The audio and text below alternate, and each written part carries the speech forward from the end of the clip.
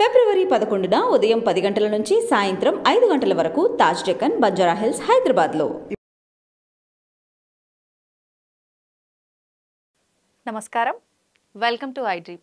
నేను విజిత. ప్రస్తుతం మనతో పాటు ఉన్నారు ప్రముఖ జ్యోతిష్య వాస్తు పండితులు, భారతీ శంకరాపీఠం వ్యవస్థాపకులు, వేదస్మార్త జ్యోతిష్య ఆగమ ధర్మశాస్త్ర ప్రతిష్టాంత పండితావర్యులు, బ్రహ్మశ్రీ అన్నవరపు తిరుపతి మూర్తి అవధాని గురుగారు మనతో పాటు ఉన్నారు. ఇప్పుడు గురుగారితో మాట్లాడదాం. నమస్కారం గురుగారు. ఓం శ్రీ మహాగణాధిపతయే నమః. గురుగారు, ఎక్కువగా అంటే వైధవ్యం కలిగిన స్త్రీలని శుభకార్యాలకి దూరంగా ఉంచుతుంటారు. కొన్నిసార్లు వాళ్ళు ఎదురుపడ్డారు అనగానే పక్కకు తప్పుకొని వెళ్ళిపోతుంటారు. ఇలాంటివన్నీ చేస్తూ ఉంటారు. ఎందుకని గురువుగారు? ఇది చాలా కొన్ని లక్షల మంది స్త్రీలకి వారికి ఉన్నటువంటి సందేహాలను నివృత్తి చేసేటువంటి ప్రశ్న అండి. కేవలము కూడా స్త్రీ అంటే ఒక స్త్రీకే పడదు అంటారు, చూశారండి. అదే కారణం ఇది. ఎందువల్లనంటే వైధవ్యం ఇవాళ వచ్చి ఉండొచ్చు, కానీ ఆవిడ పూర్వ సువాసినియే. అయితే వైధవ్యం కలిగిన స్త్రీకి మనం ఏదైనా ఉత్తరం రాసేటప్పుడు పూర్వంలో ఏం రాసేవారమ్మా? గంగా భాగీరథి సమానురాలైన. అంటే గంగను మనం ఎంత అద్భుతంగా కొలుస్తాం. గంగలో మునిగితే మన పాపాలన్నీ పోతాయి అని ఎంతో గొప్పగా మనం కీర్తిస్తూ ఉంటాం. అటువంటి గంగని భూమి మీదకి తెచ్చినటువంటి వాళ్ళు భాగీరథుడు. ఆయన తండ్రి గారు, ఆయన తాతగారు ముగ్గురు కూడా 30 లక్షలు 30 సంవత్సరాలు 30,000 సంవత్సరాలు జపం చేసుకుంటూ 1,00,000 సంవత్సరాలు పూర్తి చేస్తే ఆవిడ భూమి మీదకి వచ్చింది. అంటే అంతటి పవిత్రంగా మన పూర్వీకులందరూ కూడా కొలిచేవారు. గంగా భాగీరథి సమానురాలైన అక్కగారికో చెల్లెలు గారికో అనుకుంటూ. అంతటి గొప్ప పదాన్ని మన వాళ్ళు ఎందుకు ఇది చేస్తున్నారంటే కేవలం కూడా భయం అండి. ఏదో జరుగుతుంది అని. ఎందుకు జరుగుతుంది? జరగాలని రాసి పెట్టి అని ఉన్న తర్వాత ఆగుతుందా? ఆగదు. అటువంటి దానికి నువ్వు ఎందుకు భయపడుతున్నావు? వివాహానికి పిలవద్దు, శుభకార్యాలకి పిలవద్దు, బొట్టు పెట్టించుకోవద్దు అంటారు. నేనైతే ఒకటి చెప్తానమ్మా, అన్ని పనులు చేయవచ్చు. ఎందువల్లనంటే వివాహమైనప్పుడు, అంటే వివాహం కావడానికి ముందు జన్మించినప్పుడు ఆమెకి నల్లటి బొట్టు పెట్టారు దిష్టి తగలకుండా. పెరుగుతున్న కొద్దీ కూడా గాజులు వేశారు, పట్టీలు పెట్టారు, బొట్టు పెట్టారు, పూలు పెట్టారు. ఒక నల్లపూసలు ఒకటేగా రాంది, మిగిలినటువంటి 4 దేవర్ నుంచి ఆమెకు వచ్చినాయి. భర్తతో పాటు వచ్చినటువంటిది మంగళసూత్రం లేదా నల్లపూసలు, ఇవి మాత్రమే. దానికి 5వ తనంగా పేరు.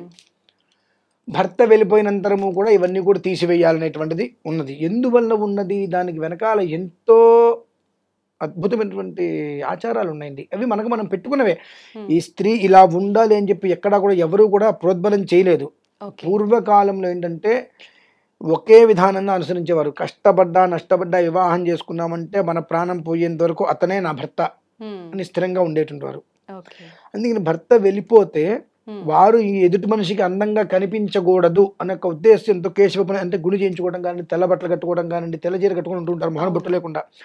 అలా కనుక ఉన్నట్లయితే ఆ స్త్రీ వంక ఎవరు చూడరు. కనుక ఇంకొక మనిషికి అందంగా కనిపిస్తే ఆ మనిషి మన మీద ఎలాంటి ఆలోచనలైనా ఉంటాయి. ఇలా గుండు చేయించుకొని చీర కట్టుకొని కనుక ఉన్నట్లయితే కనుక అందవికారంగా ఉంటే మన వంక ఎవరు చూడరు అనే ఒక ఉద్దేశంతో తనకు తానే స్త్రీలు నియమించుకున్నారు. మరి కొంతమంది సతీ సహగమనంగా వెళ్ళిపోవడానికి సిద్ధపడ్డారు. ఎందుకంటే ఇంకొక పురుషుడికి మనం ఇది అవ్వద్దు అని చెప్పి.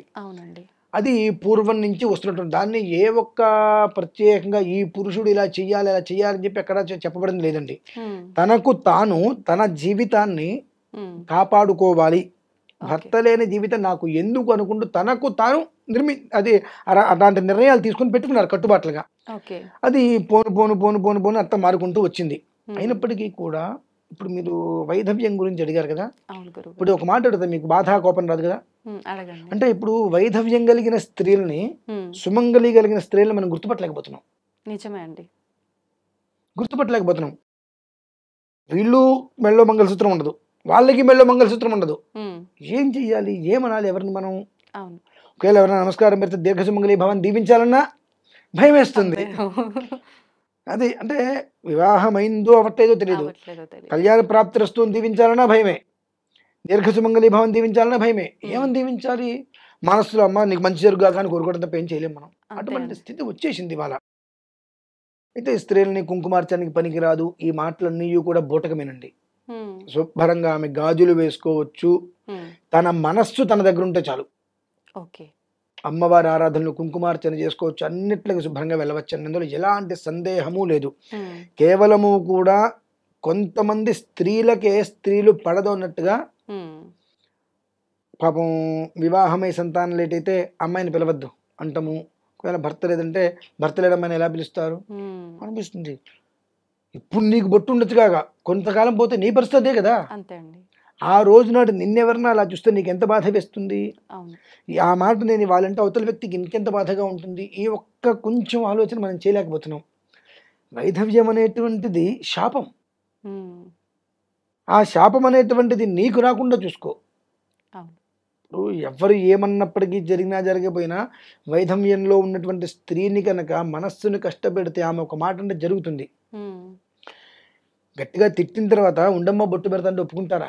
లేదండి. నేనేమంటానంటే, ఒకటి, వైధవ్యం గల స్త్రీని దేవతామూర్తిగా చూడండి. కాదు కూడదని దూరం వెళ్ళిపోండి. అలా కాకుండా ఇష్టం వచ్చినట్టు తిడతా, నేను నా అవసరానికి పిలుస్తాను, ఇంట్లో కార్యక్రమం దీనికి దానికి పిలుచుకుంటాను, కానీ శుభకార్యాలకి పిలవను అనేటువంటి పదార్థం కనుక చేసినట్లయితే, ఒకవేళ ఏదైనా కారణం చేత ఆమె మనస్సులో కనుక బాధ ఉన్నట్లయితే ఆమె దీవెన ఎలా వస్తుంది తెలుసమ్మా? నెగిటివ్గానే ఉంటుంది. చెప్పేస్తా, మొహమాటం ఏమింది అందులో. నమస్కారం పెడితే దొంగ నమస్కారాలు పెడితే నాలాగా కలకాలం జీవించమ్మా అని. వాళ్ళు ఎప్పుడు కూడా అలా కోరుకోరు. ఈ యొక్క బాధ నేను అనుభవిస్తున్నాను కాబట్టి మరొక స్త్రీకి ఈ బాధ రాకూడదనే కోరుకుంటారు. కానీ వీళ్ళు చేసేటువంటి కొన్ని అనవసరమైన పనుల వలన వాళ్ళు మనస్సు విరిగిపోయి ఇంకా ఏం చేయాలో అర్థం కాకపోతే చాలా నాలాగా చల్లగా జీవించమ్మా అంటారు. చాలదా అండి వెంటనే వాళ్ళకి ఇబ్బందులు అవడానికి? ఎంత బాగున్నా మనసు బాధపడ్డప్పుడు ఆటోమేటిక్ గా వచ్చేస్తుంది గురువు గారు. వైధవ్యం అనేటువంటిది మనిషికి కాదమ్మా, మనస్సుకి. మనస్సుకే వైధవ్యం, మనిషికి కాదు. ఎందుకు అనంటే మనస్సు మన దగ్గర ఉంది అన్నప్పుడు మనల్ని ఏమీ చేయలేదు. మనస్సు మన దగ్గర లేనప్పుడు సుమంగళి అయితే మాత్రం ఏముందమ్మా? అంటే ఏదైనా ఒక మంచి చెడు అనేటువంటిది మనస్సుకు సంబంధించిన విషయం. 2-3 ఇదే విషయం అడిగారు మొన్న రీసెంట్గా. నేను ఒకటే అన్న, వైధవ్యం కలిగిన స్త్రీ వివాహం చేసుకోవచ్చా అని అంటే, అవతల వ్యక్తి కనుక పురుషుడు చేసుకోవడానికి సంయుక్తంగా ఉన్నట్లయితే శుభ్రంగా చేయవచ్చమ్మా. ఎందువలన అదేంటండి చేసుకోకూడదు అంటారు కదండి అంటే, మంచిది.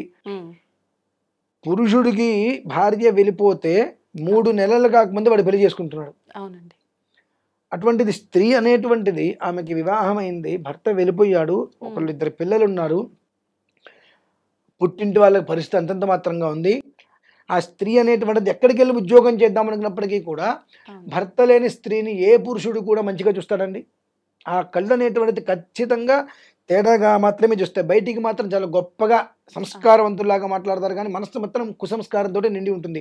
అటువంటి మనుషుల మధ్య అంటే పళ్ళ మధ్యలో నాలికలాగా తనను తాను కాపాడుకోవడానికి నానా ప్రయత్నాలు చేయాల్సి వస్తుంది. ఎంత పిల్లలకి తిండి పెట్టాలంటే ఉద్యోగం చేయాలి. ఉద్యోగం చేస్తే 100 మంది చూపుల నుంచి తప్పించుకుంటూ ఉండాలి. ఇటువంటి ఇబ్బందులు పడేదానికన్నా వివాహం చేసుకుని హాయిగా ఇంట్లో ఉంటే భర్త చూసుకుంటాడు. 2, వివాహం చేసుకుంది అయినా ఉద్యోగం చేసుకోవడానికి అతను కనుక నాకు అభ్యంతరం లేదు చేసుకుంటే, వివాహం చేసుకుంది కాబట్టి తన భర్త గురించి తన సంతోషంగా దేనికే ఇది కాదు ఇంకో ఉద్యోగం అన్నట్టుగా చేసుకోగలుగుతుంది. అలా కాకుండా వివాహం చేయడానికి వీలు లేదు ఉన్నప్పుడు ఆమె ఉద్యోగం చేసుకుని ఉంటే ఇది కాదు ఇంకోటి ఇదిగా ఎన్ని ఉద్యోగాలు మారుతుంది? 10 ఉద్యోగాలు మారుతా ఆమె పేరు మీద ఆమె మీద క్యారెక్టర్ బ్యాడ్ అని కూడా ముద్ర వేస్తారు. మన వాళ్ళందరూ కూడా ఒక మనిషి బాగుంటున్నాడు అంటే ఎంతవరకు వాడిని నాశనం చేద్దామని ప్రయత్నం చేసి కొంచెం చెడు నాశనం అయ్యే ప్రయత్నం కనిపిస్తుంటే బదనాం చేసేస్తారు. నిజమే అండి. అటువంటిది కంకణం కట్టుకొని ఉంటాడు. అటువంటి స్త్రీకి పాపం కడుపులో కూడా రక్షణ లేకుండా పోయిందండి. అటువంటి పరిస్థితులు ఉన్నాయి కనుక ఎవరో ఏదో అంటారనేటువంటిది విషయం అనవసరం అండి. అనేటువంటి నలుగురు ఎప్పుడు ఏదో ఒకటి అంటూనే ఉంటారు. మంచిది అంటే మీరు ఇన్ని ప్రశ్నలు అడుగుతున్నారు. వైధవ్యం కలిగిన స్త్రీ మీకు ఎదురుస్తే మీరేం చేస్తారో మీకు డౌట్ రావచ్చు. మీరు నమ్మండి నమ్మకపోండి, మా మేనమామ భార్య, మా మేనమామ గారు చనిపోయారు. చనిపోయినటువంటి సంవత్సరానికో వాళ్ళ ఇంటికి వెళ్ళాం. నేను నా భార్య వెళ్ళాం. ఒక గంట ఉన్నాం, భోజనం చేసాం. బయటకు వస్తుంటే అక్కడ కుంకుమ బొలనట్టు బొట్టు పెట్టుకోరా అమ్మాయి, బొట్టు పెట్టుకోమ్మా అంది. అత్తయ్య నువ్వు బొట్టు పెట్టచ్చు కదా అన్న. నేను ఎట్లా పెడతారా అంది. చేతితో తీసి పెట్టు అన్న. ఒకసారి చూసింది. అత్తయ్య ఒక విషయం గుర్తుపెట్టుకో, ఇవాళ నీకు వైధవ్యం రావచ్చు. నువ్వు సువాసినిగా ఉన్నప్పుడు ఎన్ని పూజలు పునస్కారాలు చేసావు నా మనసుకి నాకు తెలుసు. సావిత్రి నోములు అని చెప్పి ఎన్ని రకాల పూజలు చేసి మడిగట్టుకుని ఉన్నావు నా మనసుకి నాకు తెలుసు. అనుకునే వాళ్ళు 1,00,000 అనుకుంటారు. మంచిది, నాకు లేని నొప్పి నీకెందుకు? మా ఆవిడ వంక చూసా, నాకు అభ్యంతరం లేదండి అంది. మా అత్త చేత బొట్టు పెట్టించుకుంది. మరి నేను బాగానే ఉన్నా కదా, నా భార్య బాగానే ఉంది కదండి. అవును. ఇది నేనేదో అబద్ధం చెప్తున్నాను, నిజంగా పెట్టించుకుంటారా నాతో అంటే ఈ క్వశ్చన్ ఎవరికైనా వస్తే వాళ్ళు నాతో పాటు వస్తే మా అత్తయ్య వాళ్ళకి తీసుకెళ్తాను. ఆవిడ చెప్తుంది సంధ్యా సమయంలో చక్కగా భోజనం అయిపోయింది, ఒక్కసేపు ఉన్నా మాట్లాడుకున్నాం, ఖచ్చితంగా గోధూలిక సమయం 5:30, 6 సంధ్యా సమయం బొట్టు పెట్టించింది, బయలుదేరేశాను. దానివల్ల నాకైతే ఏ ఇబ్బంది కలగలేదు కదండి. మరి అంతకంతకు నేను ఎదుగుతూనే ఉన్నాను, బాగానే ఉన్నాను, నేను నా భార్య నా పిల్లడు బాగానే ఉన్నాం కదా. కేవలం కూడా మన మనస్సుకి సంబంధించి ఇది మనకు భయం అనుకుంటే ఏదైనా భయమే. అవునండి. ఇది పనికిరాదు అనుకుంటే ఏది పనికిరాదు, ఇది పనికి వస్తుంది అనుకుంటే. ఇప్పుడు 70-80 సంవత్సరాలు ఉంటాయి, వైధవ్యం ఉంది పాపం ఆవిడికి. ఆవిడ ఎన్ని పెళ్ళిళ్ళు చూసి ఉంటుంది, అవును, ఎంత అనుభవం ఉంటుంది. అటువంటి వ్యక్తిని పక్కన కూర్చోబెడితే సుఖంగానే ఉంటారు మినహాయిస్తే వాళ్ళు ఏమి బాధపడరు కదండి. వాళ్ళు బాధపడి వీళ్ళని ఇబ్బంది పెట్టరు కదా, సుఖంగా ఉంటారు. కానీ ఈ ఆలోచన అనేటువంటిది మనలో ఎవరికి లేదండి, అనకూడదు కానివ్వండి, కొడుకులకి కూడా లేదండి.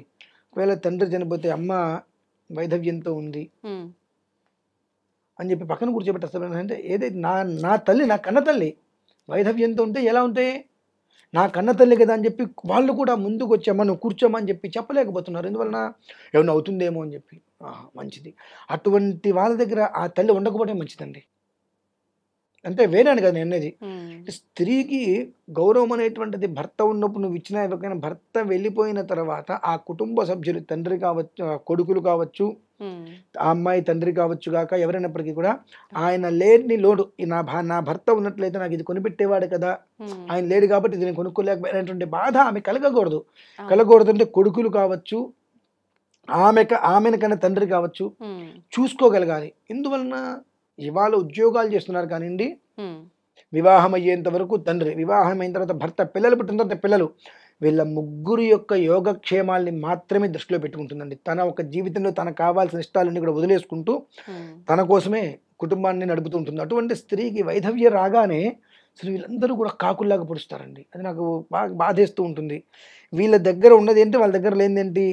ఈ విషయానికి వస్తే సుమంగళి స్త్రీల కన్నా వైధవ్యం కలిగినటువంటి స్త్రీల దగ్గర ఆశీర్వచనం తీసుకోవడం మంచిది అంట. ఎందువల్లనంటే సుమంగళిగా ఉన్నటువంటి వాళ్ళు కొంతమందిని నేను చూసా, మెల్లోటువంటి మంగళసూత్రాన్ని హ్యాంగర్కి తగిలించడం, అటువంటి వాళ్ళు భర్త పేరు చెప్పుకోవడానికి కూడా, అంటే భర్త ఫలానా ఉద్యోగం చేస్తున్నాడని చెప్పుకోవడానికి కూడా కొంచెం సిగ్గుపడేవాళ్ళు.